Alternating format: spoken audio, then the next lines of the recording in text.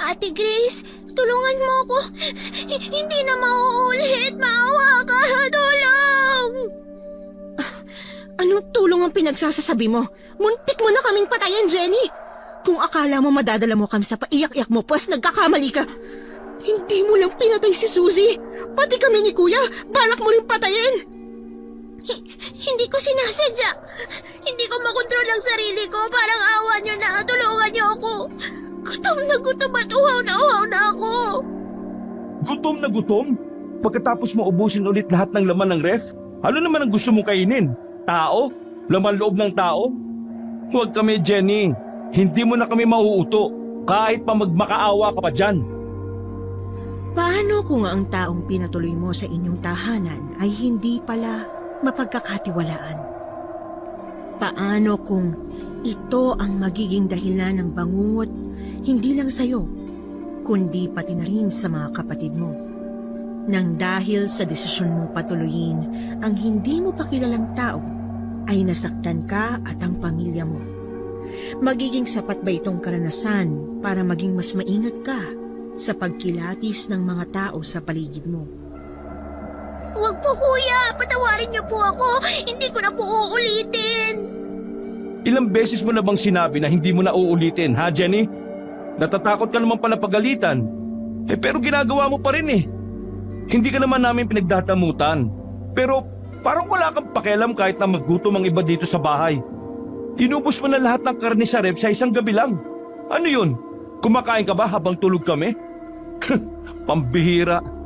Hindi ka na nga magaling sa trabaho mo, sakit ka pa sa ulo. Hindi ko po kasi mapigilan. Nagutom po kasi ako kagabi, kaya naganap ako ng makakain. Kaya ba inubos mo lahat ng laman ng ref? Nako, Jenny, daig mo pang may-ari ng bahay eh. Ilang kilo ng karne yung pinabili ko sa'yo kahapon. Tapos hindi mo lang inabutan ng isang araw? Ano na lang ngayon ang uulamin natin, ha, Jenny? Sumagot ka! Aray ko po! Bitiwan niyo po ang braso ko, nasasaktan po ako. Patawad, Kuya. Tama na po. Huwag niyo po akong saktan. Magtatanda na po ako, Kuya. Pangako. Mabubusog ba tayo niyang patawad mo? Tsaka tingnan mo naman yung kusina, ang kalat. Para tayong pinasok na magnanakaw yung laman ng ref eh. Saka ano tong nilagay mo sa baso na malansa? Dugo ba to? Hindi po. At swerte lang po yan. Maglilinis na po ako, Kuya. Magluluto na rin po ako ng agahan niyo. Aba, dapat lang. Alam nga naman na ako pa maglinis ng kalat na ginawa mo. Dito ka pa talaga natulog sa sahig ng kusina, pagkatapos mo kumain. Ano yun? Hindi mo na kayang bumalik sa kwarto mo kaya natulog ka na lang dahil sa sobrang kabusugan? Pambihira naman, Aray! Ang sakit ng tiyan ko. Parang nasusuka ako. Oo, wag kang susuka. Magnasuka ka pa dito sa loob ng bahay. Ilalampaso na talaga kita sa sahig. Opo, hindi na po ako susuka. Naalimpungatan ako sa malakas na sigawan sa labas ng kwarto ko. Hindi ko masyadong maintindihan ang mga pinagsasasabi nila pero alam kong pinapagalitan na naman ng kuya ko ang kasambahay namin na si Jenny. Pagtingin ko sa orasan ay mag-aalas 6 pa lamang ng umaga. Bumangon ako para tingnan ang sitwasyon. Laking gulat ko nang makita ang kalat sa kusina. Namumula rin ang mukha ni Kuya George sa galit habang sinisermonan si Jenny. Hindi na sana ako makikialam nang biglang sinipa ni Kuya ang mga kalat sa sahig papunta sa direksyon ni Jenny. Naiyak na lang si Jenny sa ginawa ng kuya ko.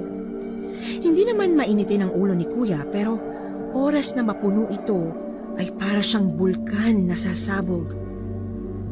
Noong una ay nagtitimpi si Kuya George sa mga kapalpakan ni Jenny. Hindi naman kami nagkulang na kausapin si Jenny tungkol sa mga bagay na ayaw at gusto naming ginagawa niya kapag nasa bahay siya.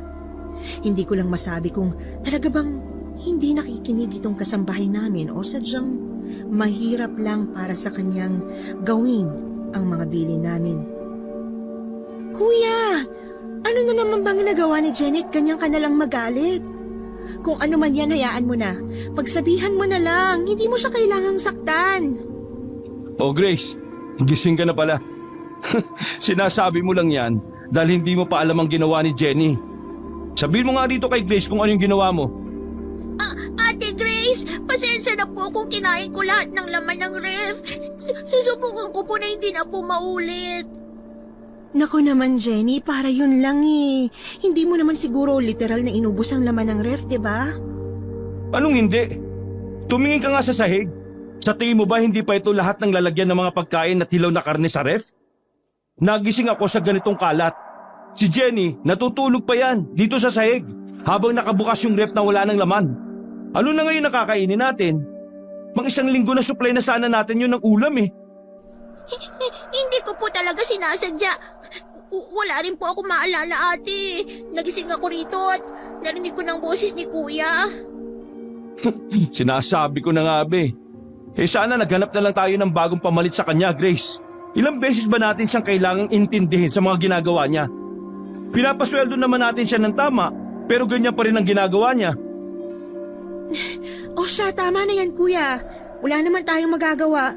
Mag-iitlog muna tayo ngayong linggo. Pero, Jenny, grabe ka naman kasi. Paano mo naubos lahat ng laman ng ref sa isang gabi lang? Puro hilaw na karne pa naman ng mga yun na. Nag-boodle fight ka ba mag-isa habang tulog kami?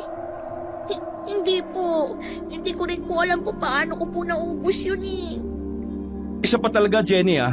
Sa susunod na ginawa mo ulit ito, palalayasin na kita rito. Imbis na makatulong ka dumadagdag ka pa sa sakit ng ulo eh. Napahinga na lang ako ng malalim at napatingin kay kuya na galit pa rin. Pinagsabihan ko na lang si Jenny na magligpit muna ng kalat bago ko lumabas para bumili ng itlog sa tindahan. Magpipritong itlog na muna kami sa ngayon hanggang sa susunod na linggo. Gusto ko man mainis ay hindi pwede dahil baka mas lalong madagdagan ang init ng ulo ni kuya. Una sa lahat, kumuha kami ng kasambahay kagaya ng sabi ng magulang namin na nagtatrabaho sa abroad. Wala kasing kasama sa bahay ang bunso naming kapatid kapag nasa trabaho kami ni kuya.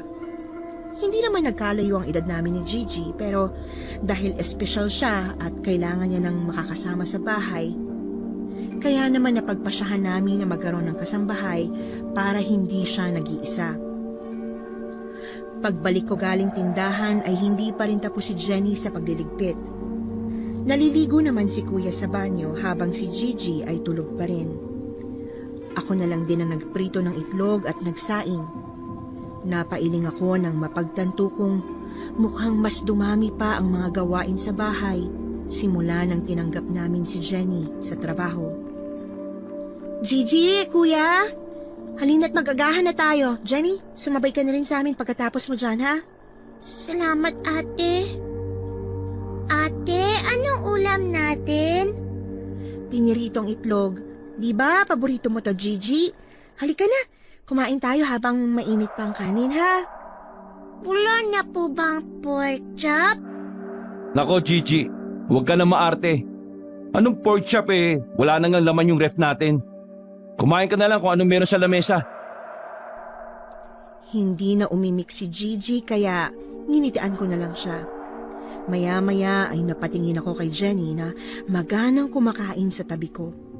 Parang ilang araw siyang hindi nakakain kahit na inubos na niya ang laman ng ref namin noong nakaraang gabi lang. Malakas ang tunog na ginagawa ng bibig ni Jenny kapag kumakain siya.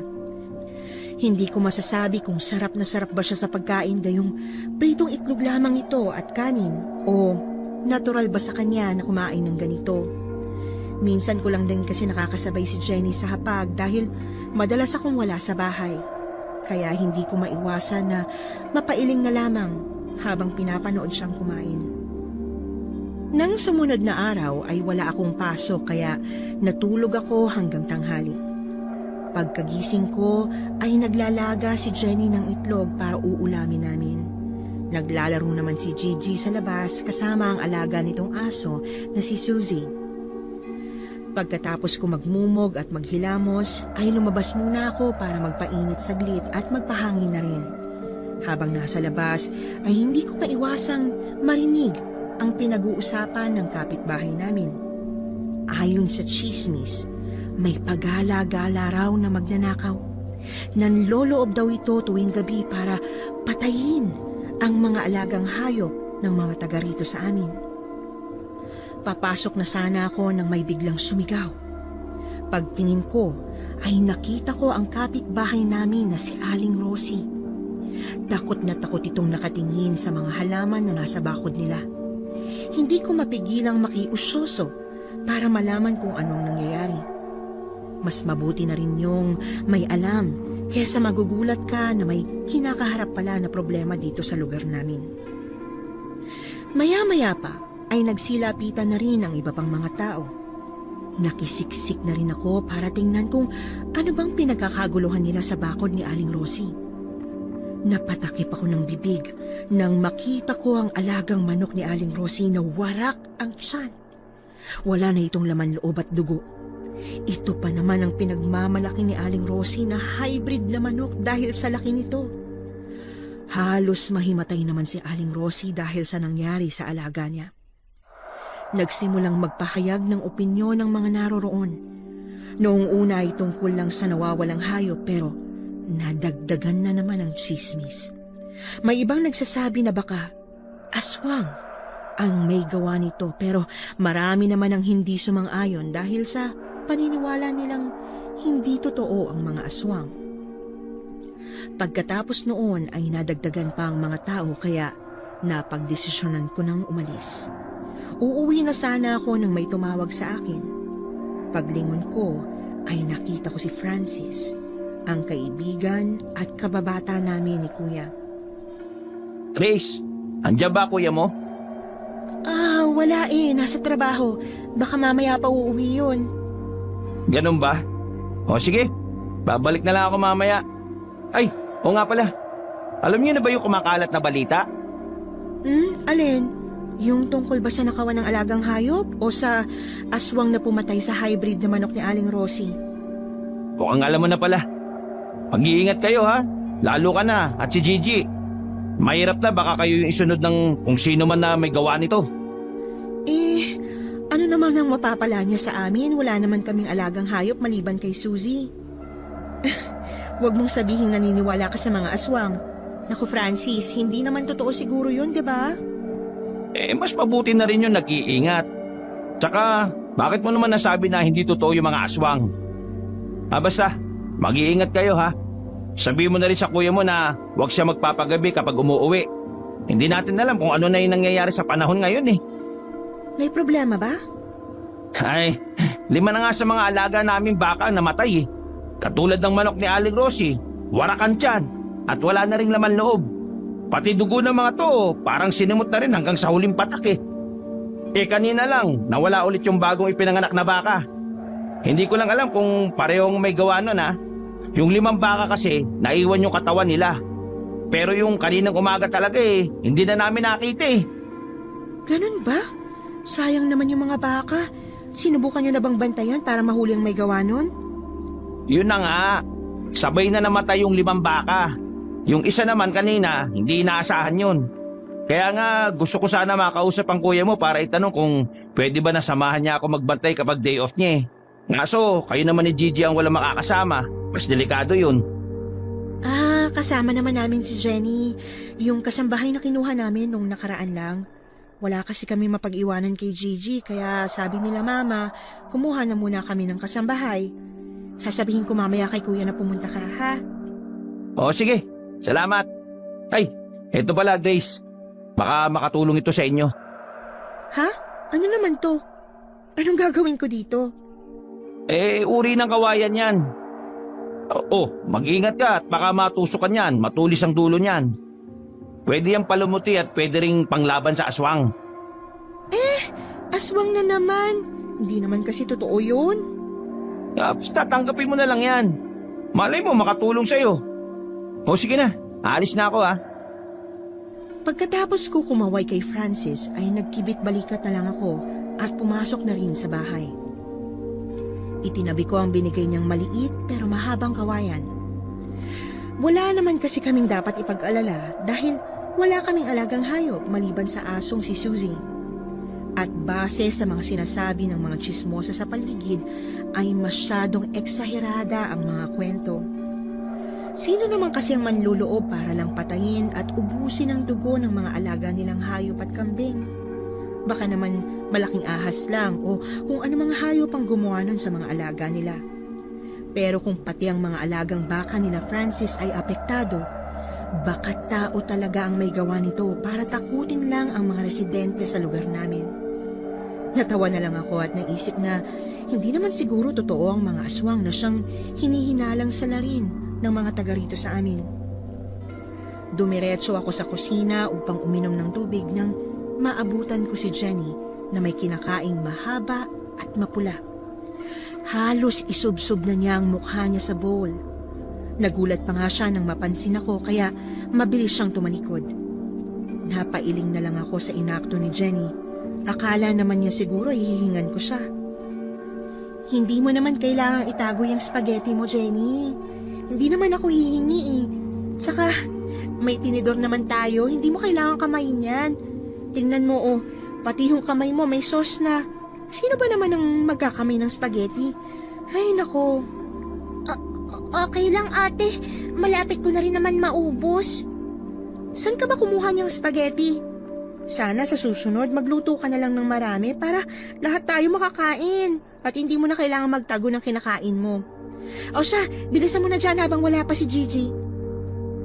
Opo, maraming salamat po. Teka, ano to?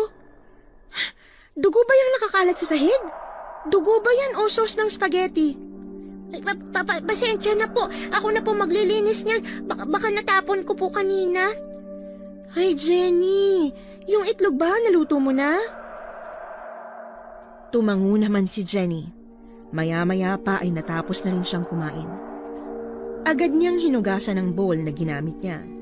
Naghilamos din siya at nagmumog bago humarap sa akin. Tinulungan ko siyang maghanda ng mesa para makakain na kami ng tanghalian na itlog na naman ang ulam. Matapos namin ihanda ang mesa, ay tinawag na namin si Gigi. Agad naman na tumakbo si Gigi sa loob ng bahay at naghugas ng kamay para kumain. Pagkatapos ay hindi ko napigilang tanungin si Jenny kung narinig na ba niya ang balita tungkol sa nanloloob ng bahay. Totoo man kasi ito o hindi, kailangan maging handa ng lahat, lalo na ni Jenny na siyang palaging nasa bahay para samahan si Gigi. Ayun ba? Hindi naman siguro totoo yun ate. Alam mo naman, mahilig magchismis ang mga tao dito. Kahit hindi naman totoo, pinakakalat pa rin nila para may mapag-usapan lang. Oo nga eh, maniniwala pa siguro ako kung sinabi nilang ikaw yung nagnanakaw ng mga pagkain. Pero mga buhay na alagang hayop ang puntiriyan ng magnanakaw na to. Sinisip-sip daw ang dugo. Pwede kaya yun? Ate, sabi ni Aling Rosie aswang daw yun. Kaya mag-ingat daw tayo.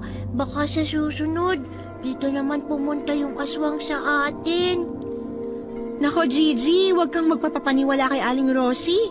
Tsaka sa tingin mo ba totoo ang mga aswang? Sabi-sabi lang yun. Wala namang napapatunayan yung mga nagkakalat ng kwento eh. Di ba Jenny? Oo ate. Hindi naman totoo ang mga aswang. Oh, bakit parang namumutla ka dyan? Nako Jenny ha, may ginawa ka na naman ba? Lagot ka na naman kay Kuya George nito. Wala ate. Wala naman akong ginawa. Nabuti naman. Akala ko pa naman may kinalaman ka dun sa mga nakawan sa paligid eh. Jenny ha, kung dito sa bahay na pagpapasensyahan ka namin, ewan ko na lang kapag sa iba. Anong ibig mo sabihin Ate Grace? Pinagsasabihan lang kita. Ang dami ng mga nakawan ngayon. Baka kasi makisali ka rin. Alam kong matakaw ka pero wag na wag mong subukan na makialam sa ref ng iba ha. Grabe naman kayo. Hindi ko naman po yung gagawin. Tsaka, wala akong kinalaman dyan sa mga nawawalang hayop na mga kapitbahay ha. Hindi naman ako aswang para uminom ng hilaw na dugo at kumain ng hilaw na karne. Nagulat ako nang biglang magmarcha palabas si Jenny. Pinagsasabihan ko lang naman siya at binibiro pero kailangan ba talaga niyang magalit? Alam ko naman na wala siyang kinalaman doon sa mga nawawalang hayop. Ilang minuto pa ay hindi pa rin bumalik sa loob si Jenny. Kanina pa rin tumatahol si Suzy kaya naisipan ko na lumabas para tingnan ang nangyari sa alaga naming hayop at para kausapin ulit si Jenny. Napagtanto ko kasi na hindi nga naman maganda ang pagkakasabi ko, kaya baka nasaktan si Jenny. Pagkalabas ko ay umikot pa ako papunta sa likod bahay kung saan tahol ng tahol si Susie.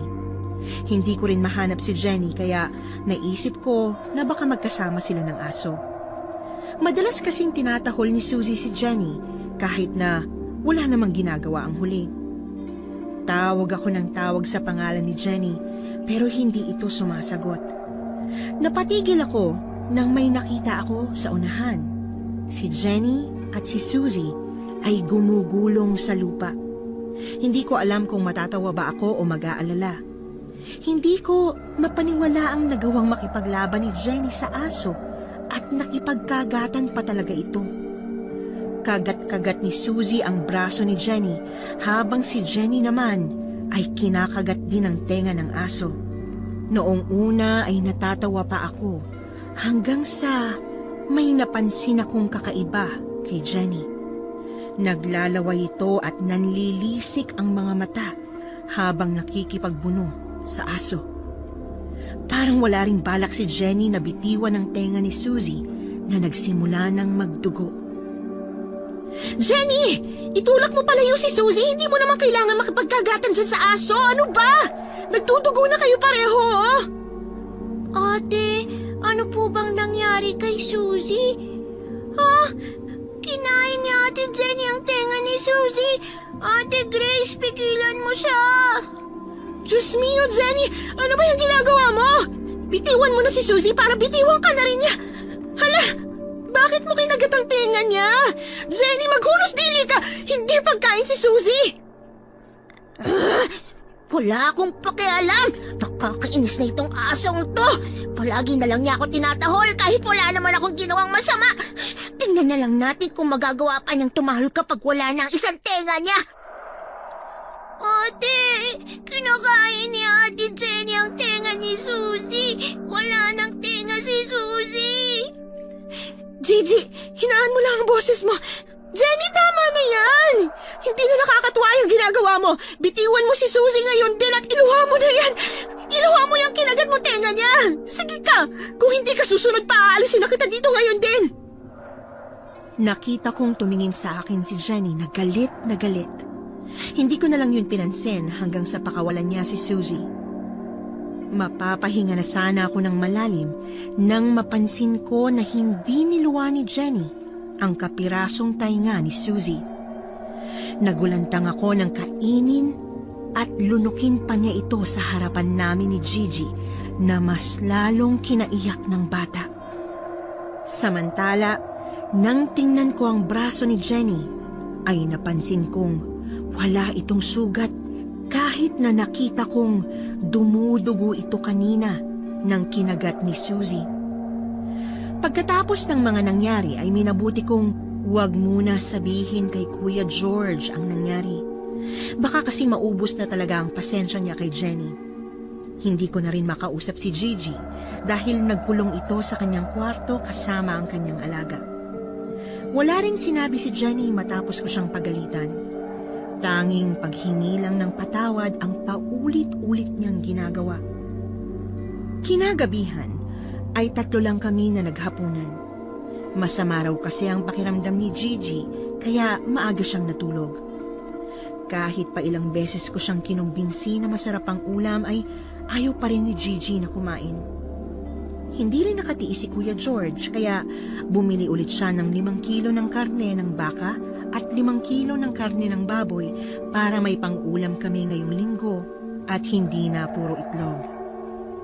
Puno na naman ang ref namin kaya mariin na pinagsabihan ni Kuya si Jenny na huwag niya nang uulitin ang ginawa niya dati.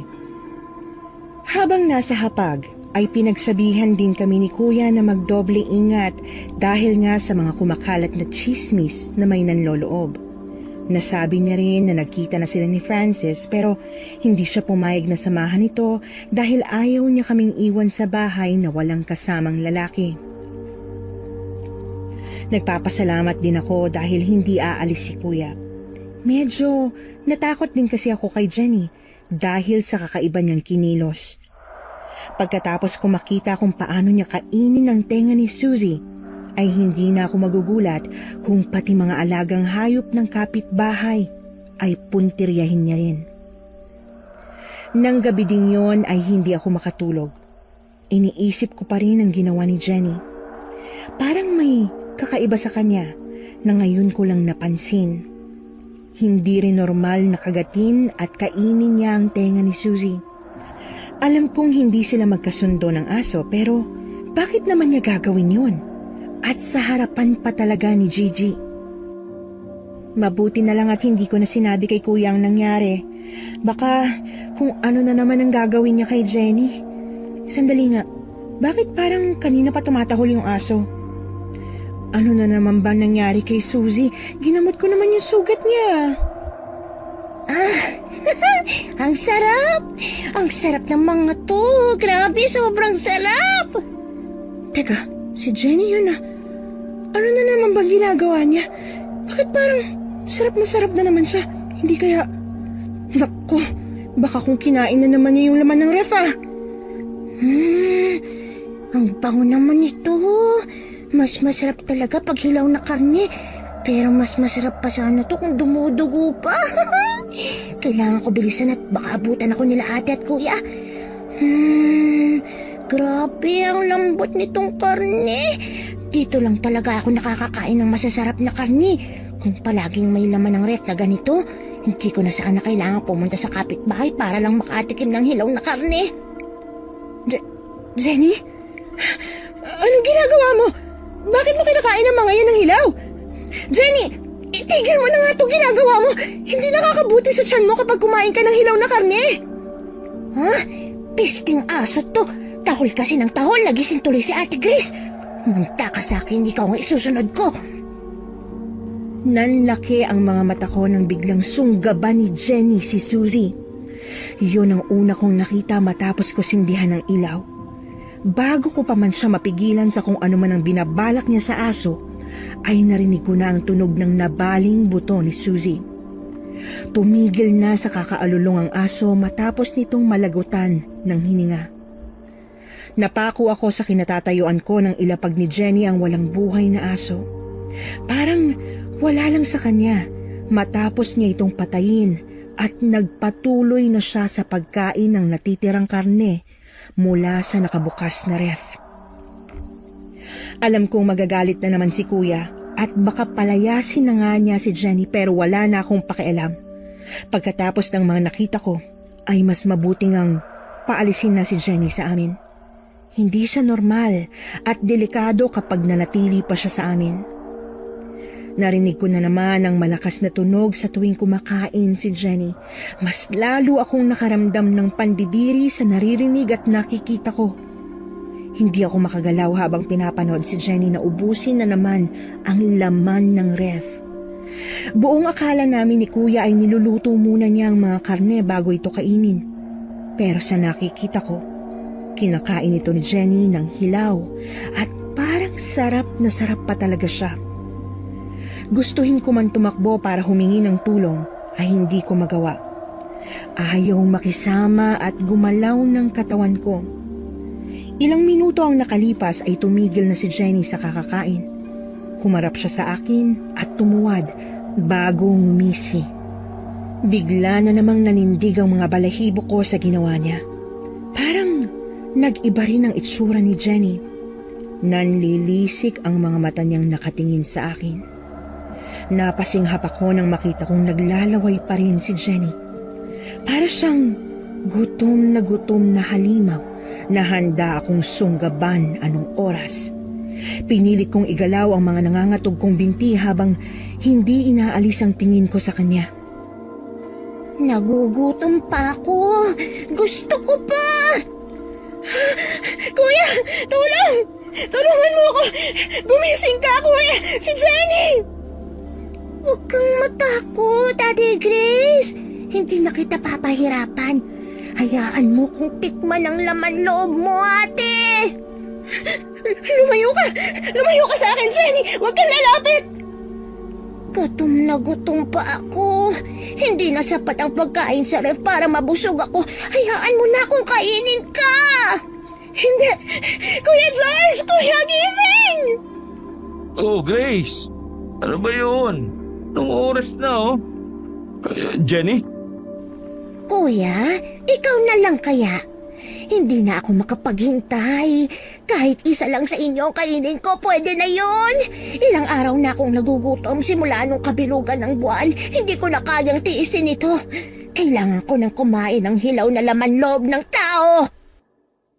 Grace, anong pinagsasasabi ng babaeng yan? Hindi ko alam, kuya.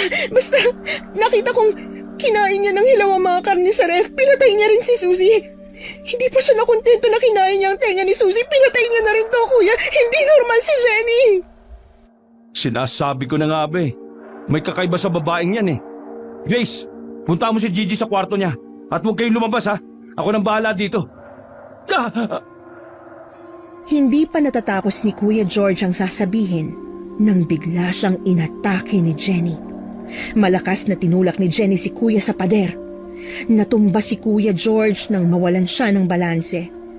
Bago pa man makatayo si Kuya ay pumatong na sa kanya si Jenny at kinagat siya sa balikat. Parang hayop na hayok sa hilaw na laman si Jenny. Napasigaw si Kuya George nang makagat siya ni Jenny. Halos bumaon na lahat ng ngipin ni Jenny sa balikat niya. Sa pagkakataong yon, hindi na ako nagdalawang isip at kumuha ng pwedeng pamalo. Dinampot ko ang silya at yon ang pinanghampas sa likod ni Jenny. Mabilis naman siyang tinulak palayo ni Kuya. Tinulungan ko si Kuya George na tumayo habang pinipigilan ng dugo mula sa kanyang sugat. Kusang gumagalaw ang katawan ko para tulungan si Kuya pero halos blanko na ang isipan ko. Hindi ko alam kung paano o bakit nangyayari ito. Hindi ko lubos maisip na makakayang gawin ito ni Jenny. Ang likod ko! Ang sakit! Ayaw niyo pa rin sumuko, ah! Gawin niyo ng gusto niyo. Pero sinisiguro ko na hindi na kayo masisikatan pa ng araw. Hindi ko napapalampasin ang pagkakataong ito na makakain ng sariwa at hilaw na laman loob. Humanda kayo! Jenny, isa ka palang aswang? Kuya, anong gagawin natin? Delikado siya. Nakita ko, pinatay niya ng walang kahirap-hirap si Susie. Huwag ka mag-alala, Grace. Sundin mo lang ang sasabihin ko. Puntahan mo ngayon din si Gigi sa kwarto niya at magtago kayo. Pero paano ka? Paanong sugat mo? Nakita mo naman kung gaano siya kalakas, diba? Baka kung anong gawin niya sa'yo, baka kung itulad ka niya kay Susie. Wala ka bang tiwala sa kuya mo? Dali, punta mo si Gigi. Ako nang bahala sa aswang na ito. Hindi ako aswang! Hindi ako katulad ng mga halimaw na yon. Hindi ako aswang! Hinampas ni Kuya George si Jenny gamit ang upuan na pinanghampas ko rin kanina. Halata sa mukha ni Kuya na iniinda niya na ang sakit dulot ng kagat ni Jenny sa kanyang braso. Napaungol naman si Jenny nang tamaan siya ng upuan sa ulo. Tumingin ako sa paligid. Nasa labas kami ng kwarto ni Kuya George at nasa likuran naman ni Jenny ang kusina. Sa kanan ko naman ay papunta sa kwarto ni Gigi. Mabuti na lang at hindi pa nagigising si Gigi. Hindi ko alam ang sasabihin sa kanya kapag nalaman niyang wala na ang alaga niyang aso. Nagkatinginan kami ni Kuya at sumenya siya na tumakbo na ako para magtago. Gusto ko man gawin yon ay hindi ko pwedeng hayaan si Kuya George na harapin mag-isa si Jenny. Hindi pa naman gising si Gigi kaya hanggat hindi siya lumalabas ng kwarto niya ay magiging ligtas siya. Mas kailangan namin napigilan si Jenny bago pa man niya kami masaktan o mapatay. Muling itinaas ni Kuya ang silya para hampasin ulit si Jenny kaya naman mabilis na nakailag ang huli. Ginamit ko naman ang pagkakataong ito na tumakbo sa kusina. Naghanap ako ng asin at bawang. Ito lang kasi ang naisip ko na pangontra sa aswang. Laking pasasalamat ko na lang at hindi ako pinansin ni Jenny. Mas nakatuon ang atensyon niya kay Kuya, kaya naman ginamit ko ang pagkakataong ito para sabuyan siya ng asin. Anong ginagawa mo? Sa tingin mo ba uubra sa akin ang asin? Sumusobra ka na! Ano ha? Akala ko ba hindi uubra ang asin sa'yo? Bakit ka nasasaktan? Totoo palang aswang kay. Natatakot ka sa asin at bawang. Walang iya ka, Jenny, kaya pala ang takaw mo dahil aswang ka. Masiba kang aswang! Maghintay ka lang. Ikaw din ang isusunod ko na kakainin. Saan ka nakatingin? Ako ang kalaban mo! Pinagtutulungan niyo pa ako, ha? Sige lang. Mas gusto ko nga yan eh. Para mas madali sa akin na tapusin kayo. Grace, magsaboy ka pa ng asin! Tumango ako sa sinabi ni Kuya at sinunod ito. Napaliyad si Jenny nang matamaan ng asin ang likod niya. Pinagpatuloy ko lang gawin yon hanggang sa maubusan ako ng asin. Sunod ko naman hinagis ang bawang. Hindi nasaktan si Jenny sa bawang pero iniwasan niya ito. Naalala ko tuloy dati na hindi madalas maglagay ng bawang si Jenny sa mga niluluto niya. Hindi ko mapigilan makaramdam ng pagkaduwal. Naisip ko, paano na lang kapag may nilagay si Jenny sa pagkain na niluluto niya sa amin dati? Napakuyom ako ng kamao bago ko balikan ang natitirang asin sa kusina. Dumakot ako at hinagis ito sa direksyon ni Jenny. Napasigaw ng malakas si Jenny sa ginawa ko. Hindi niya namalaya na lumapit na si Kuya sa kanya para hatawin siya ng silya sa ulo. Isang mahinang ugong ang narinig namin ni Kuya bago mawala ng malay si Jenny. Agad akong inutusan ni Kuya na kumuha ng lubid para pantali kay Jenny. Naluluha akong tumakbo para sundin ang utos niya. Hindi na siya makakagalaw sa ngayon. Bukas sa bukas din dadali natin siya kay Kapitan. Ating gabi pa lang kaya wala pang tao sa barangay hall. Hindi rin ligtas na dali natin siya sa labas habang madilim pa. Wala akong masyadong alam sa mga aswang dahil hindi ko naman inaasahan na totoo sila. Pero kung tama ang sinasabi ng iba, delikado silang kaharap sa gabi. Ano nang gagawin natin sa kanya ngayon? Baka mamaya magising siya tumatake ulit. Hindi pa rin ako makapaniwala na isang aswang si Jenny, Kuya. Ako rin naman Kaya pala may mga bahid ng dugo sa sahig noon sa tuwing kinakain niya yung mga karne na nakatago sa ref. Kinakain pala niya ng hilaw dahil isa siyang aswang. Akala ko pa naman sadyang masiba lang siya Pero yun pala dahil sa aswang siya. Mabuti na lang at hindi nagising si Gigi. Siguradong malulungkot siya kapag nalaman niyang wala na si Suzy. Sige na, ikaw nang bahala magpaliwanag kay Gigi ha. Sa ngayon, babantayan ko na muna si Jenny. Baka kung ano pang gawin niya mamaya kapag nagising siya Sige Kuya, ako na lang ang maglilibing kay Suzy. Sa likod bahay na lang ako maghuhukay. Mas mabuting ilibing ko na siya agad bago pa man magising si Gigi. Hindi ka ba natatakot mag-isa sa labas? Pagkatapos ng nasaksihan ko, may mas nakakatakot pa ba kaysa kay Jenny? Sa bagay, sumigaw ka lang kung kailangan mo ng tulong ha. Mabuti na lang pala at malakas ka sumigaw kanina. Bahagya akong natawa sa sinabi ni Kuya. Kinuha ko ang walang buhay na si Suzy at kumuha na rin ng pala. Dala-dala ang flashlight, naghukay ako sa likod ng bahay para ilibing ang alaga naming aso. Hindi ko mapigilang maluha sa mga nangyari.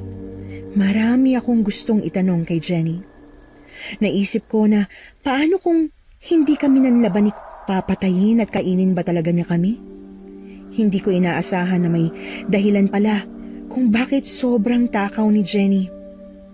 Hindi naman siya tumataba kaya dati pa'y nagtataka na ako kung saan napupunta ang mga kinakain niya. Humugot ako ng malalim na hininga bago nagsimulang maghukay. Hindi naman masyadong malalim ang hinukay ko. Maliit lang kasi na aso si Suzy. Pagkatapos ko maghukay ay dahan-dahan kong inilapag ang bangkay ng alaga namin. Pinagmasdan ko ito saglit bago ko takpan ng hukay. Napatigil ako nang mapansin na may natamaan ng pala habang nagtatakip ako ng hukay. Itinuon ko ang flashlight at naduwal ako nang makitang may mga nakabaon na patay na hayop doon sa katabi ng hukay na ginawa ko. Sinubukan ko pang tingnan kung ano ang mga naroon at mas lalo akong nandiri nang makitang iba't ibang katawan ng hayop ang nakalibing. May kambing, manok, bibe at meron ding maliit na baka. Kinilabutan ako sa mga nakita ko. Walang mga laman loob ang mga hayop at ni isang patak ng dugo ay wala rin. Bago lang ang mga ito kaya nagawa ko agad na kilalanin kung anong mga hayop sila. Tinakpan ko ang bibig ko at nagmamadaling bumalik sa loob ng bahay para sabihin kay kuya ang nakita ko. Pagbalik ko sa loob ng bahay ay nakabantay pa rin si kuya kay Jenny. Wala pa ring malay si Jenny matapos namin siyang mahigpit na itali sa upuan. Hindi ako nakontento sa patali-tali lang kaya inipon ko ang natitirang asin at ibinudbud sa paligid ng upuan kung nasaan si Jenny. Kuya, si Jenny nga nanluloob sa kabahayan dito sa lugar natin. Nakita ko sa likod bahay. May ginawa siyang hukay at naroon lahat ng hayop na naging biktima niya. Wala nang dugo at laman loob ang mga yun. Hindi maganda to, Grace. Sa oras na malaman ito ng iba, baka pati tayo mapagkamalan din na aswang. Pero hindi naman tayo aswang, kuya. Si Jenny lang yun. Hindi ko lang maintindihan kung bakit niya to ginawa sa atin eh. Anong balak niya? Bakit siya namasukan na kasambahay? Yan din ang hindi ko alam eh. Sa ngayon, kailangan na muna natin yung bantayan para kung ano man ang mangyari may maihaharap tayong salarin. Sinasabi ko na nga ba mali talaga tinanggap natin ang babaeng to eh. Mabuti sana kung masiba lang siya pero isa pala siyang aswang. Patawad, kuya. Ako nagpumilit na tanggapin si Jenny eh. Huwag mo nang isipin yun. Hindi mo naman alam eh. O sige na, matulog ka na muna. Ako nang bahala rito. Gigisingin na lang kita kapag umaga na. Sino bang makakatulog pa sa lagay na to? Sasamahan na lang din kitang magbantay, kuya. Ayoko na magising na lang bukas tapos may nangyari na palang masama sa'yo. Tulungan niyo ako. Oh, nagising na siya. Lumayo ka sa kanya, Grace. Parang awa niyo na, tulungan niyo ako. Kuya, anong pinagsasasabi niya? Bakit siya umiiyak? Hindi ko rin alam eh. Huwag mong pansinin ang mga sinasabi niya. Maging alerto tayo at baka kung ano pa yung susunod niyang gagawin. Ate Grace, tulungan mo ako. Hindi na mauulit. Maawa ka, tulong. Anong tulong ang pinagsasasabi mo? Muntik mo na kaming patayin, Jenny. Kung akala mo madadala mo kami sa paiyak-iyak mo, pwes, nagkakamali ka. Hindi mo lang pinatay si Suzy. Pati kami ni Kuya balak mo ring patayin. Hindi ko sinasadya. Hindi ko makontrol ang sarili ko. Parang awa niyo na, tulungan niyo ako. Gutom at uhaw na ako. Gutom na gutom? Pagkatapos mo ubusin ulit lahat ng laman ng ref? Ano naman ang gusto mong kainin? Tao? Laman loob?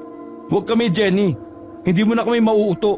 Kahit pa magmakaawa ka pa dyan, maghintay ka hanggang mag-umaga at ipapabarangay kita. Huwag po, maawa po kayo. Wala na po akong mapupuntahan. Magbabago na ako. Huwag niyo po ako isumbong. Parang awa niyo na. Hindi ko naman ito'y ginusto eh. Nagkatinginan kami ni Kuya sa sinabi ni Jenny. Talagang kaawa-awa ang itsura niya. Pero hindi rin namin makalimutan kung paano niya kami tiningnan habang sinasabi niyang papatayin at kakainin niya kami. Pagkatapos ng nangyari, hindi na madaling pagkatiwalaan pa si Jenny. Hindi ko alam kung maaawa ba ako sa kanya o maiinis dahil sa pag-iyak niya habang humihingi ng tulong. Pero ano ba naman ang magagawa namin para sa kanya? Kahit hindi pa niya kami inatake ni Kuya, hindi namin pwedeng pagtakpan ang kasalanan niyang pagnanakaw at pagpatay sa mga alagang hayop dito sa kabahayan sa lugar namin. Iyak nang iyak si Jenny na para bang siyang biktima dito. Aminado akong hindi siya iiyak ng ganyan kung napatay niya kami ni Kuya dahil siguradong tuwang-tuwa siyang kakainin kami kung sakali. Tumahimik ka na, Jenny. Hindi mo na kami mapapaniwala sa mga sasabihin mo. Nakikita mo ba to? Ito lang naman ang kinagat mo. Kung talagang hindi mo gusto yan, iiwasan mo makasakit ang ibang tao eh. Hindi nyo kasi ako naiintindihan. Hindi nyo naiintindihan ang pakiramdam na maging ganito na labas sa kalooban. Sino ba naman ang may gusto ng ganito? Hindi ko mapigilan ang kagutuman ko. Sa tuwing kakain ako, ibang hinahanap-hanap ng sikmura ko. Wala akong intensyon na maging ganito. Ayoko rin ng ganito.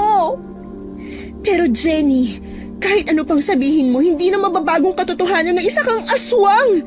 Kumakain ka ng hilaw na laman loob. At dugo ng hayop. Pati hilaw na karne sa ref, pinapapak mo rin. Hindi ka normal. Ate Grace, alam mo na hindi ako masamang tao.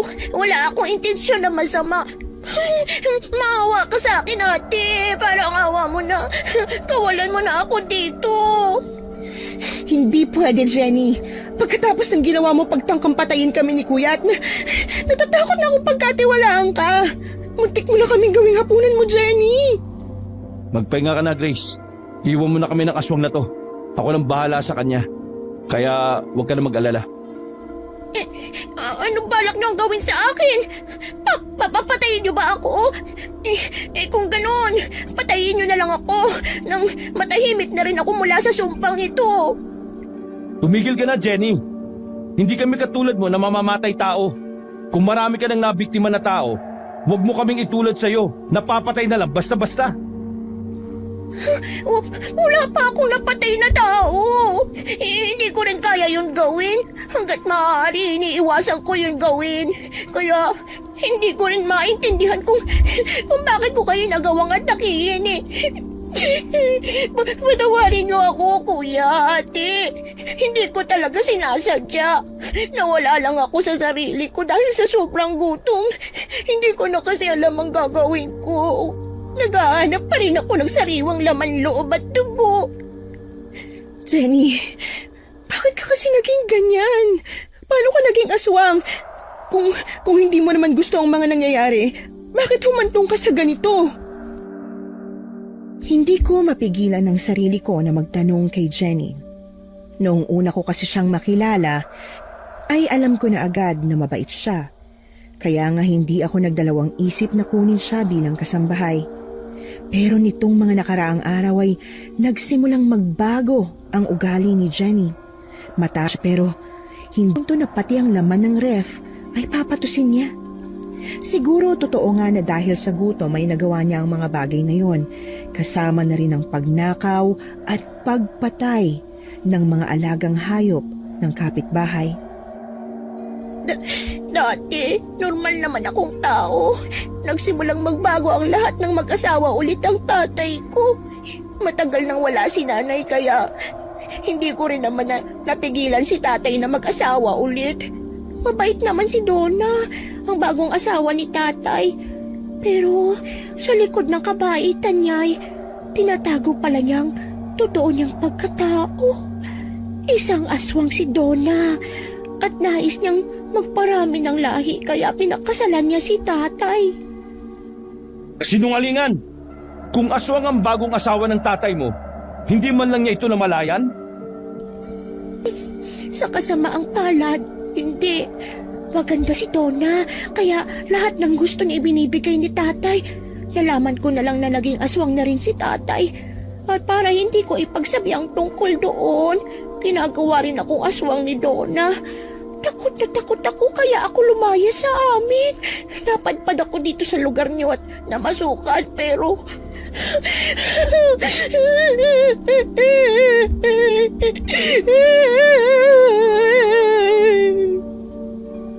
Anong sumunod na nangyari, Jenny? Alam mo na ba na aswang ka nang namasukan ka sa amin? Umiling si Jenny habang umiiyak. Pagkaraan ng ilang saglit, ay muli niyang dinugtungan na ang kanyang kwento.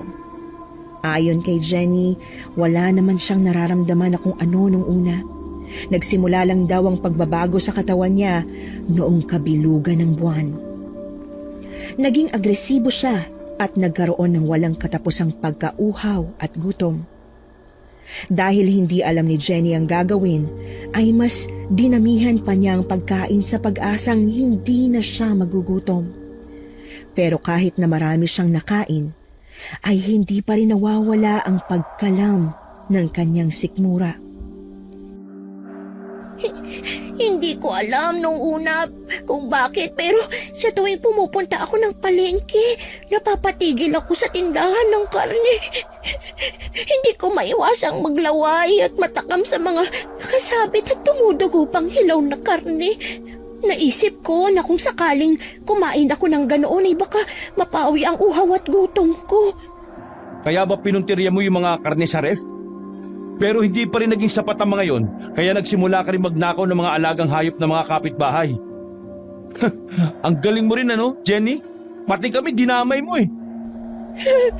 Hindi ko talaga sinasadya. Hindi ko sinasadya, maniwala kayo. Wala na akong ibang naisip eh. Ayoko kumain ng laman ng tao kaya mas pinili kong kumain ng hilaw na hayop. Sinubukan ko naman pigilan eh. Hindi ko lang talaga kaya. Pambihira. Wala kaming pake kung aswang ka o ano, Jenny. Huwag mo kaming idamay sa pinag-aagawa mo. Kaya bukas na bukas din si Kapitan na ang bahala sa'yo. Wag! Pag dinala niyo ako kay Kapitan, baka hanapin nila ang pamilya ko. Ayoko nang bumalik doon. Ayoko nang bumalik sa amin. Ayoko maging aswang. Hindi ko maiwasang maawa kay Jenny. Alam kong nagsasabi siya ng totoo. Kung ako ang nasa kalagayan niya, hindi ko rin alam ang gagawin ko. Pero hindi rin kasi tama na binalak niya kaming patayin. Ayaw man aminin ni Jenny pero isa na talaga siyang ganap na aswang. Kung ano man ang pagpipigil na ginawa niya, hindi gumana ang mga yon. Pinatay din ni Jenny si Susie.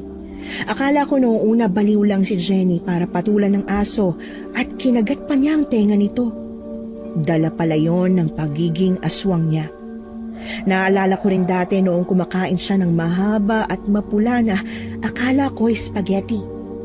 Hindi kaya bituka yun ng manok o anumang hayop na ninakaw niya? Ate Grace, tulungan mo ako, maawa ka. Mas mabuti pa na patayin niyo na lang ako kaysa dalhin niyo ako sa Kapitan. Hindi pwede, Jenny. Kagaya ng sinabi ni Kuya, hindi kami mamamatay tao. Hindi naman namin kaya na patayin ka dahil ang gusto mo na gawin namin yun sa'yo. Isa pa, kailangan mo rin harapin ang kasalanan na ginawa mo. Kailangan malaman ng mga tao na ikaw ang nagnakaw ng mga nawawalang alagang hayop nila. Hindi mo ba alam kung gaano natakot ang mga tao dahil sa ginawa mo? Sa oras na mabulgar na ikaw ang dahilan kung bakit nawala at namatay ang mga alaga nilang hayop, sigurado kung kulong ang aabutin mo. Wala naman kasing maniniwala na aswang ka eh. Maliban na lang siguro sa amin na muntik mo nang patayin. Ano bang gagawin ko para pakiusapan kayo? Anong gagawin ko para hindi na kayo magalit sa akin? Wala kang kailangang gawin maliban sa pagsuko sa mga otoridad. Masyadong komplikadong sitwasyon mo, Jenny. Kahit sabihin pa natin na hindi ka aswang, sa tingin mo ba tatahimik lang ang mga nabiktima mo? Alam mong importante sa mga tao ang pag-aalaga ng hayop dahil isa yun sa pangkabuhayan nila. Pero dahil sa ginawa mo, marami ang naperwisyo. Ayaw kong idamay mo pa kami sa problema mo, Jenny. Yumuko si Jenny at hindi nagsalita. Akala namin ni Kuya ay umiiyak na naman ito. Maya-maya ay bigla niyang itinaas ang kanyang mukha. Nakangisi si Jenny habang nakatingin sa amin. Muli akong nakaramdam ng kaba. Senyales na may masamang mangyayari kung hindi kami mag-iingat. Napadako ang tingin ko sa lubid na nakatali sa katawan ni Jenny. Napaatras ako nang makita kong nahulog sa sahig ang tali. Kaya pala kinakausap kami ng bruha dahil may balak siyang tumakas. Sa isang iglap, lumundag si Jenny papunta sa direksyon namin ni Kuya. Naglalaway na naman ito habang nanlilisik ang mga mata niya. Sa isang kisap mata, tumilapon si Kuya sa pader. Ayaw niyo akong patayin? Di kayo na lang ang papatayin ko! Walang yakang babae ka. Pagkatapos ka namin pakinggan, tatraidorin mo lang din pala kami. Sinungalingan lang ba lahat ng sinabi mo para maisahan kami? Binigyan ko na kayo ng pagkakataon na tapusin ako. Pero kayo itong may ayaw. Ngayon, Huwag niyo akong sisisihin kung ako ang tatapos sa inyo. Isusumbong niyo ako sa otoridad. Kung ganoon, bago niyo pa magawa yun, papaslangin ko na kayo. Paano biglang humaba ang mga kuko mo? Bigla ka rin lumakas. Jenny, huwag mo saktan ang kuya ko. Alisin mo ang mga kuko mo sa kanya, maawa ka. Huwag mo patayin ang kuya ko. Grace, umalis ka na dito. Dali mo si Gigi. Humingi kayo ng tulong kay Francis. Nasa bakanting lote siya. Sa likod bahay kayo dumaan. Bilis! Andun siya. Nagbabantay ng mga baka nila. Kaya umalis na kayo. Hindi kita iiwan, kuya. Hindi ako papayag na saktan ka ng aswang na to. Jenny! Pakawalan mo, kuya ko. Akong harapin mo. Oh? Grace, alam mo naman na wala kang laban sa akin, di ba? Kung kanina pa lang ay pinatay na ninyo ako, hindi na sana kayo masasaktan pa ngayon. Naalala ko ang binigay na kawayan ni Francis. Tumakbo ako papalapit dito at itinutok ito kay Jenny. Nanginginig ang mga kamay ko pero mahigpit kong hinawakan ng kawayan. Umaasa ako na totoo ang sinabi ni Francis, kung hindi, mamamatay kaming magkapatid. Tinawanan lang ako ni Jenny. Wala siyang kaalam-alam sa binabalak ko. Dumistansya ako sa kanya habang palipat-lipat ang tingin ko sa kanila ni Kuya George. Bakas naman ang pagtataka sa mukha ni Kuya dahil sa ginagawa ko. Nang makalayo na ako kay Jenny, ay hinayaan na niya si Kuya at ako naman ang hinarap. Hindi pa rin siya tumitigil sa paglalaway. Nakakadiring tingnan ang mahaba at malapot niyang laway na halos umabot na sa sahig. Alam kong hindi tama ang sakta ng iba pero gagawin kong lahat para mailigtas ang aking pamilya. Grace, sinabi ko nang umalis kayo ni Gigi. Huwag kang mag-alala, Kuya George. Sisiguruhin kong sabay kayong tatawid sa kabilang mundo ng mga kapatid mo. Lalasapin kong bawat patak ng dugo ninyo. Hihimayin kong karne at laman loob ninyo. Hindi kayo magsisisi kapag kinain ko kayo dahil wala akong ititira na kahit ano. Hindi ako papayag na gawin mong binabalak mo yan. Hetong sa'yo! Sige, Grace. Subukan mo akong labanan. Tingnan natin kung sino ang mananalo. Sa tingin mo ba may laban niyang isang piraso ng kawayan na dala mo? Ah! Hindi! Tumagos sa tiyan ko ang kawayan! Ah! Ang sakit! Ang sakit! Ang sakit! Yan ang bagay sa'yo! Pinagkatiwalaan ka namin pero may bala ka palang ipahamak at patayin kami! Kung sana hindi mo kami pinagtangkaan, Jenny. Kung sana sinabi mo ang totoo. Baka natulungan ka pa namin bago nahuli ang lahat. Grace, umilag ka! Huli na ang lahat ng marinig kong sinabi ni Kuya. Hindi ko inaasahan na lalapit sa akin si Jenny kahit na tumagos na sa kanyang katawan ang hawak kong kawayan. Hinila niya ang buhok ko at kinalmot ako sa leeg. Ngumisi si Jenny matapos niya akong hawakan sa leeg para sakalin. Sa bawat segundo, mas lalong humihigpit ang hawak niya. Unti-unti na akong hindi makahinga nang makita kong tumayo si Kuya George. Halos hindi makalakad ng tuwid si Kuya matapos siyang itulak ni Jenny kanina ilang beses. Nagkatinginan kami ni Kuya bago niya binuhat ang paa ng silya na nasira para pukpukin sa ulo si Jenny. Pero dahil nanghihina na rin ang katawan ni Kuya, ay mahina rin ang pagpukpok niya. Humalakhak naman si Jenny bago niya itulak sa sahig si Kuya. Yan lang ba ang kaya mo, Kuya George? Kung ganon, heto naman ang para sa'yo. Ang lakas mo pa rin kahit nasaksak ka na sa tiyan. Isa kang ang halimaw. Jenny, biniwan mo ko. Pagbabayaran mo lahat ng ginawa mo. Bitiwan mo ako! Napakahina nyo nga naman talaga. Kaya kayong ginagawang pagkain ng mga aswang dahil napakahina ninyo. Siguro, mas mabuti na rin at naging aswang ako. Kung ordinaryong tao ako katulad nyo, baka magaya lang din ako sa inyo na mahina. at madaling patayin. Binitiwan ako ni Jenny at inalis niya ang nakatusok sa kanya na kawayan bago niya puntahan si Kuya.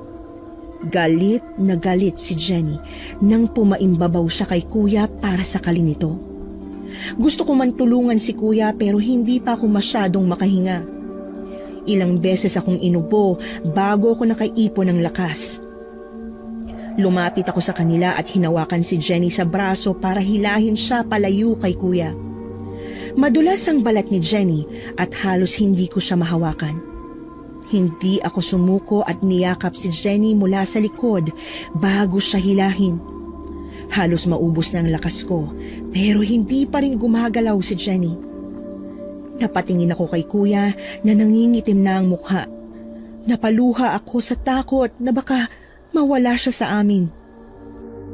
Hindi pa't mahilig kang manakit, ha, Kuya George? Ano ngayon ang pakiramdam mo na ikaw ang sinasaktan, ha? Tiniis ko ang pananakit mo, kaya tiisin mo rin ito. Jenny, wag! Maawa ka! Itigil mo na to! Tama na! Tumigil ka, Grace.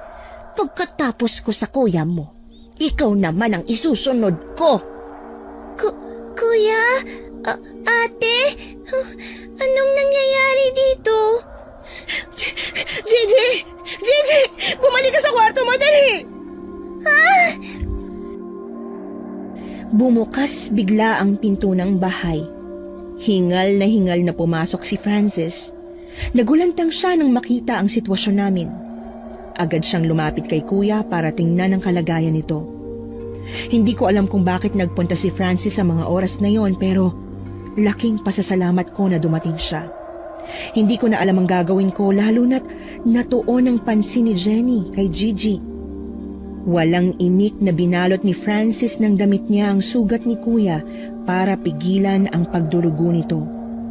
Pagkatapos niya kay Kuya ay lumapit naman siya sa akin para tingnan ang kondisyon ko. Francis, iligtas mo si Gigi. Maawa ka, iligtas mo kapatid namin. Nasaan siya? Nasaan si Gigi, Grace? Nasa kwarto siya. Sinundan siya ni Jenny. Aswang si Jenny. Mag-iingat ka sa kanya. Ako nang bala. Diyan na muna kayo ni George. Ililigtas ko na si Gigi. Salamat. Ha? Sino ka naman? Bakit ka nakikialam dito? Hindi kita hahayaang saktan pa mga kaibigan ko. Sinasabi ko na nga ba't may aswang dito sa lugar namin eh. Ikaw din ang nagnakaw ng anak ng baka namin, hindi ba? At sigurado kung ikaw din ang nakita kong kumakain ng laman loob ng mga baka namin. Sa wakas, nakita na rin kita. Pagbabayaran mo ang ginawa mong aswang ka. Hindi mo ako kaya. Isa ka lang normal na tao. Talaga ba? Paano naman to, ha? Pareho lang kayo ni Grace. Sa tingin nyo, hanggang kailan nyo ako mapipigilan gamit ang asin na yan, ha? Ganun ba? Paano naman to? Biglang inilabas ni Francis ang sundang niya na gawa sa tanso. Matagal na namin itong nakita sa bahay nila noong mga bata pa kami pero akala namin dati ng kuya ko ay dekorasyon lamang ang sundang na yon. Mapurol lang ang sundang at hindi pwedeng panghiwa. Kaya laking gulat ko nang hambalusin ni Francis ng sundang niya si Jenny. Nagkasugat si Jenny sa braso at napaiyak ito sa sobrang sakit. Hindi rin ito makatingin sa harap dahil mukhang nasisilaw ito sa sundang ni Francis. Nakailang tama pa si Francis at sa tuwing nagkakasugat si Jenny ay mas lalong lumalakas ang hiyaw nito sa sakit. Hindi umubra ang madulas niyang balat. Ano yan?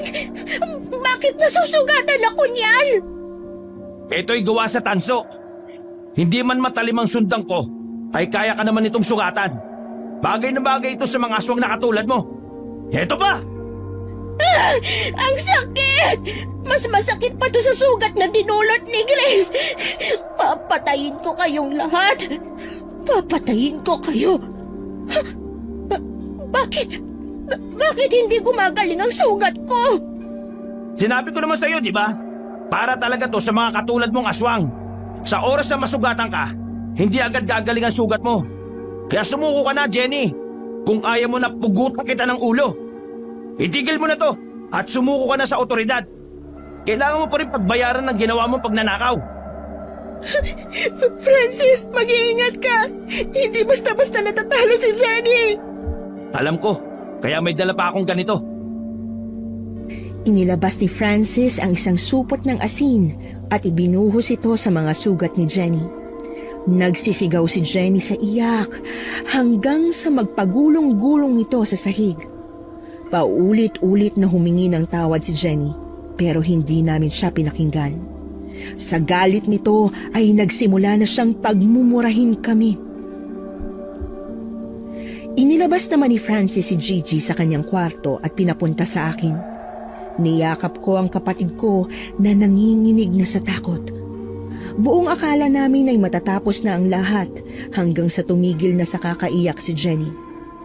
Hindi na siya gumagalaw kaya nilapitan siya ni Francis. Nagulat na lang ako nang biglang natumba sa sahig si Francis at may sugat na sa leeg. Napanganga na lang ako nang makita kong tumayo si Jenny. Unti-unting nag-iba ang kanyang anyo. Nagkaroon siya ng mga pakpak sa likod at humaba rin ang kanyang dila. Sa dulo ng kanyang dila ay may sariwa pang dugo na marahil ay dugo ni Francis. Nakakatakot ang itsura ni Jenny.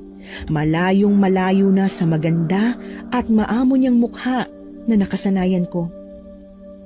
Bigla kong napagtanto na hindi pa tapos ang lahat. Nasa bingit pa rin kami ng panganib at kailangan kong protektahan si Gigi. Wala nang malay si Kuya at si Francis. Hindi ko rin alam kung magigising pa ba sila. Pero umaasa ako na malalagpasan namin ito. Kahit kailanman ay hindi magwawagi ang kadiliman laban sa liwanag. Hindi naman masyadong masarap ang dugo ng lalaking nito. Ano kaya ang lasa ng dugo mo? Ha, Grace? Sa inyo ni Gigi. Sino ang uunahin ko? Hindi ito maaari. Pagkatapos ng lahat, paano hindi pa rin natatalo ang aswang? Ano, Grace? Pagod ka na ba? Kung akala nyo ganoon lang ako kadaling talunin, nagkakamali kayo. Magbabayad kayong lahat sa ginawa ninyo. Uubusin ko ang mga dugo ninyo. Ate, natatakot ako. Huwag ka mag-alala, Gigi. Poprotektahan kita. Pumikit ka, Gigi. Huwag kang titingin sa halimaw na yan. Sinabi ko na nga na hindi ako isang halimaw. Hindi mo ba nakikita ang itsura mo? Hindi ka na isang tao, Jenny. Isa ka ng halimaw. Sabihin mo na ang gusto mong sabihin. Pero hihigupin ko pa rin ang dugo mo. Magpapakabusog ako ngayong gabi. Pinagaspas ni Jenny ang kanyang mga pakpak. Hindi siya malayang nakakalipad dahil sa sikip ng bahay namin pero nagagawa pa rin niyang lumutang sa hangin. Nakalabas ang mahaba niyang dila habang papalapit sa amin. Tinakpan ko ang mga mata ni Gigi para masigurong hindi niya makita ang nakakatakot na itsura ni Jenny. Malayo sa amin si Francis at nasa kanyang sundang na tanso na tanging makakasugat lang sa balat ng aswang. Hindi ko na rin pwedeng gamitin ang kawayan na binigay ni Francis dahil binali na ito ni Jenny kanina. Napatigil ako nang maalala ko na may sugat si Jenny sa tiyan. Binaba ko ang tingin ko sa tiyan niya pero wala na ang butas ng sugat. Naglaho ito na parang hindi siya nagkasugat sa parting yon ng katawan niya. Ate, anong gagawin natin? Ako nang bahala, Gigi. Basta sumunod ka na lang sa sasabihin ko, ha? Anong pinagbubulungan niyo dyan? Sa tingin niyo ba, may magagawa pa kayo? Pweh! Hindi niyo na ako matatalo ngayon. Gigi, tumakbo ka pabalik sa kwarto mo. Dali, maglock ka ng pinto. At saan ka naman pupunta? Ha? Matagal na kitang pinanggigigilan, Gigi. Matitikman ko na rin ang dugo mo. Bitiwan mo ko! Ate Grace, tulungan mo ko, ate! Jenny! Bitiwan mo ang kapatid ko! Hindi kita mapapatawad kapag may nangyaring masama kay Gigi! Hindi ako pinansin ni Jenny. Dumiretso siya sa may kusina at lumabas sa pinto habang bitbit niya si Gigi. Nagmamadali kong kinuha ang sundang ni Francis at sinundan sila sa labas. Mas lalong nanindig ang mga balahibo ko nang makalabas ako ng bahay. Madilim ang paligid at halos tulog na ang mga tao. Nakapagtataka lang dahil kanina pa kami nagsisigawan sa loob ng bahay pero wala man lang lumapit na kapitbahay. Si Francis lang ang dumating na malayo naman ang bahay sa amin. Nagmasid ako sa paligid. Pinapakinggan ko ang pinanggagalingan ng mahinang boses ni Gigi. Pati na rin ang pagaspas ng pakpak ng aswang. Napadpad ako sa bakanting lote sa likod ng bahay kung saan doon din nagpapakain ng mga alaga nilang baka si Francis. Hindi ko pa rin makita kung nasaan na sila Gigi at Jenny. Sa bawat minuto na lumipas ay mas lalo akong kinakabahan sa takot na baka kung ano na ang nangyayari. Tumigil ako sa kakaikot nang marinig ko ang boses ni Gigi. Mas klaro na ito at mukhang nasa malapit lang. Bitiwan mo ako! Tulong! Tulungan niyo ako! Tulong! Tumahimik ka! Kung ayaw mong pahirapan kita, tumigil ka na sa kakasigaw! Sigurado kung si Gigi yun. Kailangan ko siyang tulungan. Huwag ka nang makulit, Gigi! Mabilis lang ito. Makakaramdam ka lang ng konting sakit na unti-unti rin mawawala hanggang sa mawalan ka na rin ng buhay. Mamatay kang aswang ka! Grace! Paano mo kami nakita? Hindi pa ako tapos sa kapatid mo. Alisin mo yung sundang na yan. Nasusunog ang laman ko! Grace! Bitiwan mong kapatid ko kung ayaw mong ibaon ko palalo tong sundang! Grace! Wag mo nang babanggitin ang pangalan ko, aswang! Muntik mo na akong mapaniwala sa mga sinabi mo. Tapos papatayin mo rin pala kami ng mga kapatid ko. Hindi kita mapapatawad. Ako na mismong tatapos sa'yo! Mas lalo ko pang ibinaon ang sundang na tanso sa likod ng aswang. Hinugot ko ito at sinubukang putulin ang pakpak niya kaya mas lalong naiyak sa sakit si Jenny. Habang pinaparusahan ko siya ay sinubukan naman manlaban ng aswang.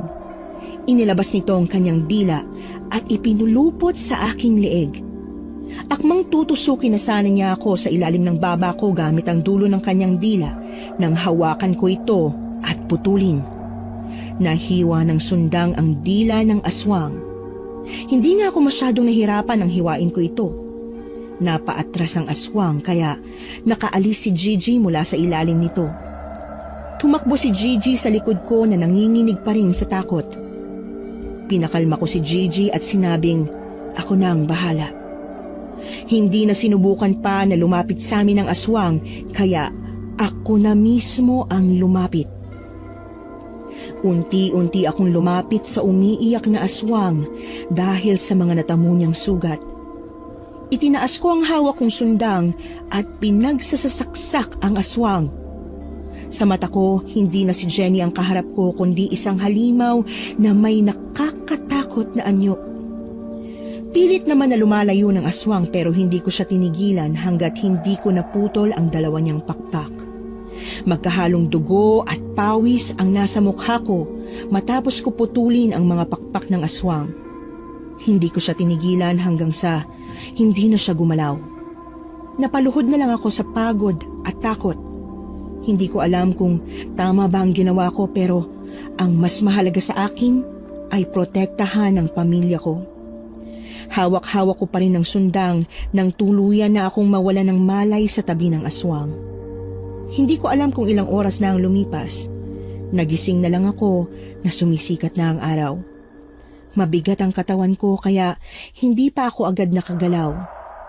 Ilang minuto ang nakalipas ay narinig ko na ang boses ni Kuya George. Mukhang wala sila rito. Subukan natin maghanap sa kabila. Nandito kami! Kuya! Grace? Grace! Salamat at ligtas kayo. Hindi ko alam ang sasabihin sa magulang natin kung may nangyari sa inyo ni Chichi.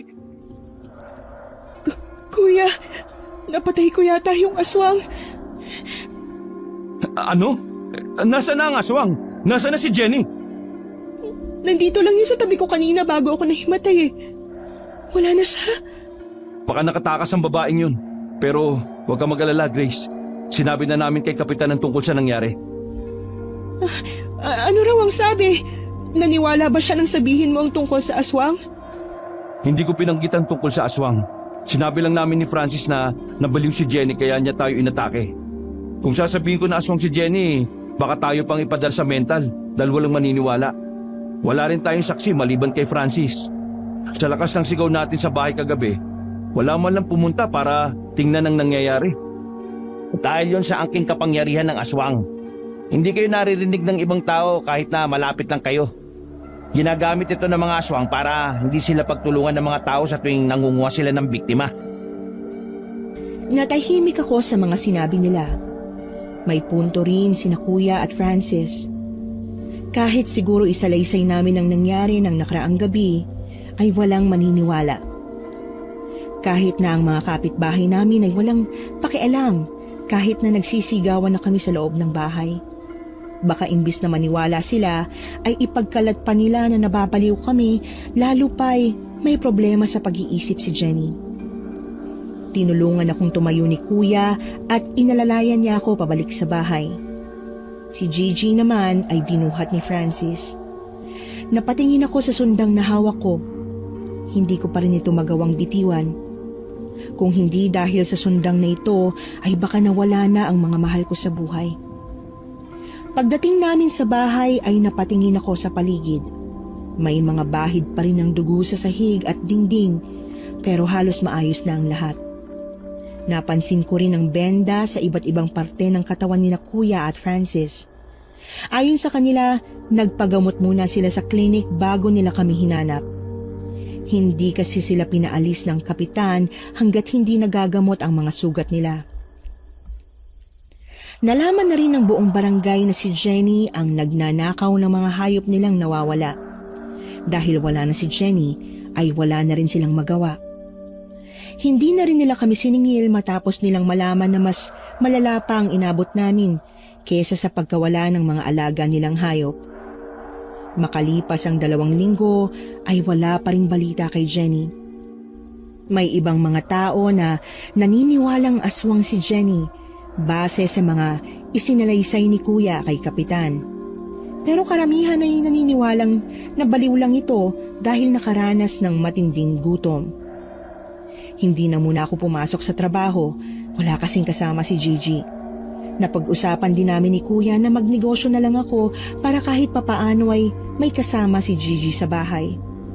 Natatakot na rin kasi kami na kumuha ng bagong kasambahay, lalo na kung hindi namin masyadong kilala.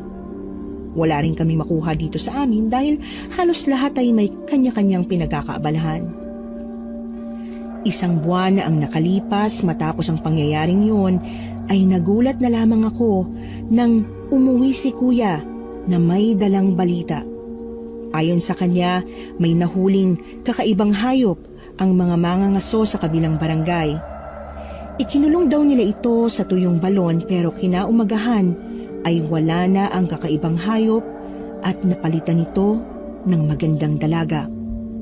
Dahil dito, walang nagawa ang mga mangangaso kundi ang pakawalan ng dalaga. Ayon sa mga nakakita, sinabi nilang maamo at maganda ang mukha nito. Maganda rin ang pangangatawan at may mahabang itim na buhok. Hindi ba kumbinsido si Kuya sa mga narinig niya kaya pinuntahan niya mismo ang bahay ng nakahuli dito. Sabi naman ng pamilyang mangangaso ay Jenny daw ang pangalan ng dalaga. Umalis daw ito at sinabing uuwi na sa kanila. Ang karanasan na yon ay hindi ko pa rin makakalimutan hanggang ngayon. Ilang taon na rin ang nakalipas pero paminsan-minsan ay nagiging topic pa rin yon ng mga usapan namin nila kuya. Sa ngayon, nasa syudad na ako nakatira kasama ang aking napangasawa. Wala na rin akong naririnig na balita tungkol sa mga aswang. Pero kahit na ganoon, mas pinili ko pa rin na maging maingat. Lalo na sa mga taong pinapapasok ko sa aming tahanan. Hanggang sa muli at maraming salamat.